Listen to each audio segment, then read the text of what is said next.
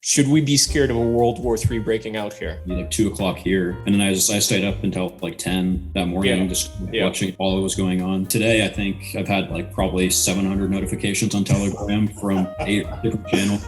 The idea of a nuclear war in the future, it's just very unheard of. Halo Indonesia, saya Nick. Jangan lupa subscribe dan like channel AAPolitik.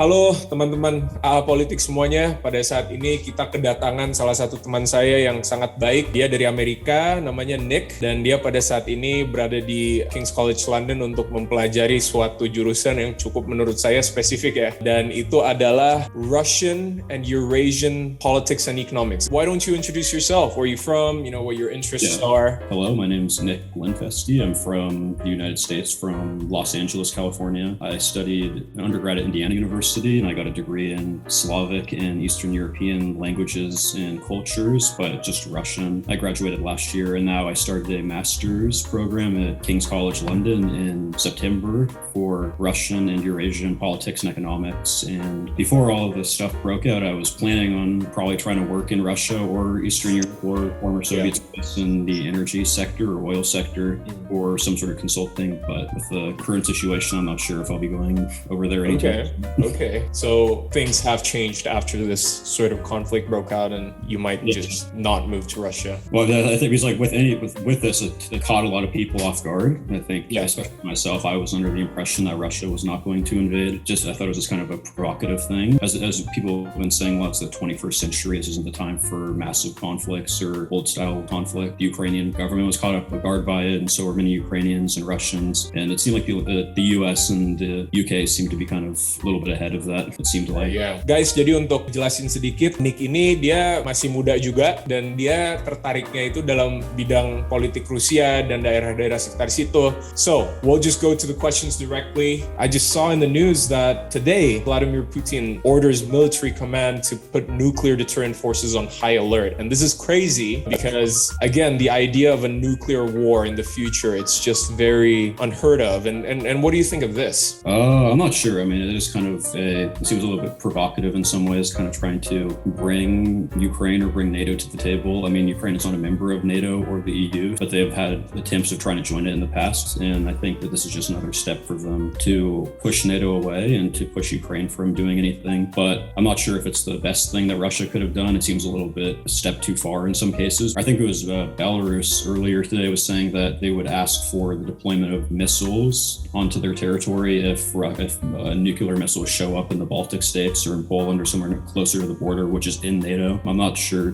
what exactly the end goal of the statement is. But I think also the thing is that they said that he brought it up to elevated, the special alert or elevated alert. And it's kind of similar to in the US, so there's the DEFCON levels 1 through 5. And right now with Russia, they have 4 levels. It's constant, elevated, military danger, and then full. So right now they're at 2 out of 4. I mean, it is kind of cause for concern maybe, but I think it's not like they're threatening to launch missiles into Europe or into Ukraine anytime soon. Yeah, people are worried about this. I mean, some of the reasons that Putin said that he is bringing it up is because he thinks that the way what the West has been trying to respond to this conflict is very provocative, very aggressive, and this is a threat for him and for his countries. I mean, we see a lot of sanctions from the West too. You know, people think that the sanctions were not effective in the beginning, but actually we're starting to see that after sanctioning the Russian banks, sanctioning Putin himself, as well as the high officials of Russia, there is actually a sense that they are panicking, or do you think there is a sense that they are not panicking and perhaps this nuclear threat is a way of panicking? Does Putin actually have a plan about this? I think with like a lot of these things, the people in charge are the least concerned because they've been preparing for these things for months or weeks in advance. So, I mean, they did freeze the assets of the Russian central bank, and they've been sanctioning Putin and Lavrov, which is the foreign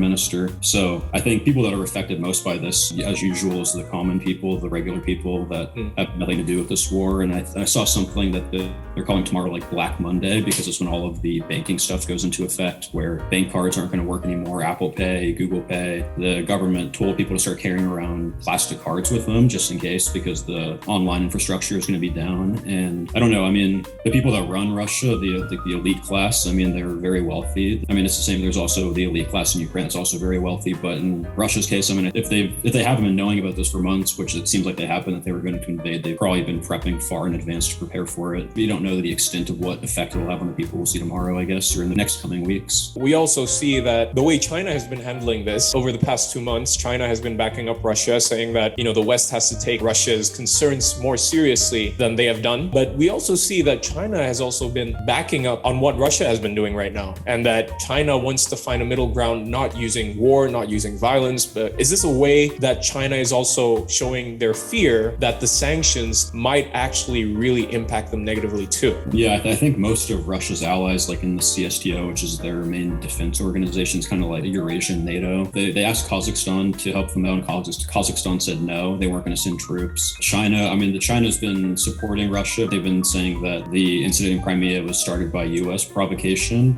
and they've been symbolically backing up Russia, but at the same time, they've been saying that we recognize the territorial integrity of Ukraine, and that we want Russia to come to the table and figure it out diplomatically, because China's trying to become the new economic leader of the world, the banking center of the world, and China's not going to risk losing that control if their banks are sanctioned by getting involved in this. At the end of the day, this is a conflict between Russia and Ukraine, with NATO backing up Ukraine. I don't think China's in the place to make any firm commitments to Russia. I mean, they have trade deals and stuff, but I don't know to what. We'll see what happens with those. Some of the news also said that Russia is also calming down in terms of like their militarization around the Ukraine area. But to what extent that becomes the direction that they're doing? Is that just a way to cool down a little bit and then go attack again? The way that the invasion has unfolded is that with how much we've been hearing about how Russia is this very military capable state, and that it could take over, it could steamroll Europe. I mean, it's gone very slowly through Ukraine. I think it's in like where the two People's Republics or the disputed territory in eastern Ukraine is, the armies have only moved 3 or 4 miles. They've moved very slowly, and they've gone through Belarus into Chernobyl, and they've taken over that area. But I think the way Russia's going about it is to keep civilian loss down. I mean, there's been reports of bombings of civilian structures and apartments and schools. Yeah. So, I mean, to what extent they are not targeting civilians, but I think at the same time, they've done like a good enough job, if you can say that, of not going after civilians directly, because Kiev is not in flames or getting like carpet bombed or whatever, and people aren't dying in the streets. So another perspective that we see, and I just saw this from a US media, that actually becomes a way of expressing Russia's failure. Funny that you say that as a means of Russia's sort of like lowering of chances of killing civilians. But actually the US media, the way they portray this is that Russia has failed, and that's probably why they have no choice but to threat using nuclear weapons. And don't you think that's a very interesting standpoint, considering that, the US media is trying to support the West respond to Russia's attacks? The problem is on both sides of this, you have the media that's kind of spinning things a little bit too far on both sides. It's kind of unfair portraying of it. At the end of the day, I mean, Russia's invasion was not good. You can't defend it anyway, but I think... Oh yeah, I mean, 14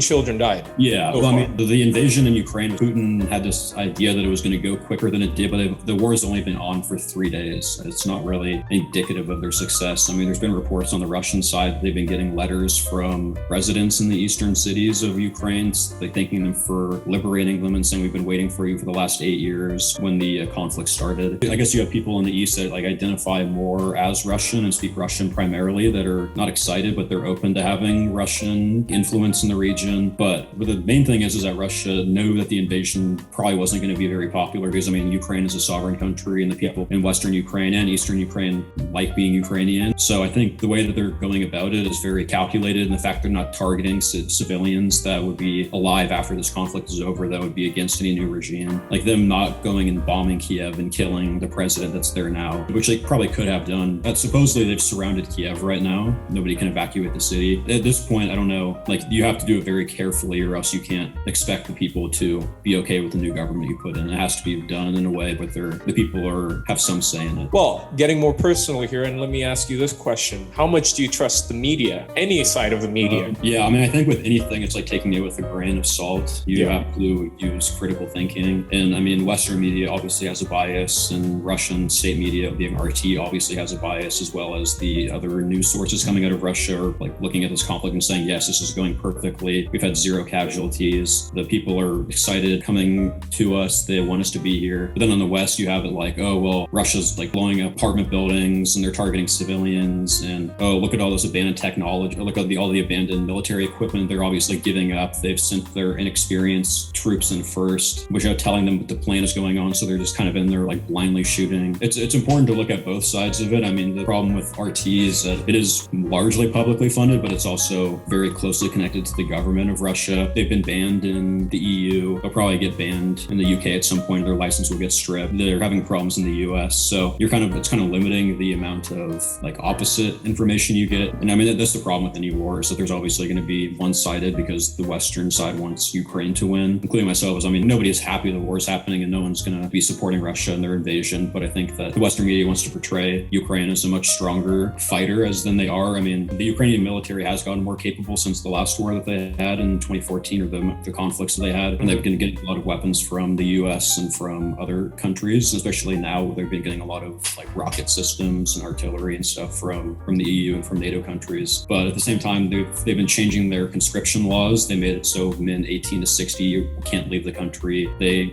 started letting out prisoners and arming them in their army. And I mean, you could either say that's like, oh, well, they're just getting more bodies on the street, but it could also be like a sign of desperation that they're kind of losing or they're not as strong. I mean, I think they've also been handing out like free weapons, free like AKs to civilians in all the major cities. So they have a guerrilla force, I guess, in that aspect, which will make it harder for them to take big cities or large swaths of land. But the problem with that is that that invites like targeted attacks on civilians, because now civilians are armed combatants. So it's just a lot of like moving parts, unfortunately. Recently, because of all this, I've been in a lot of like Telegram. That is so cool.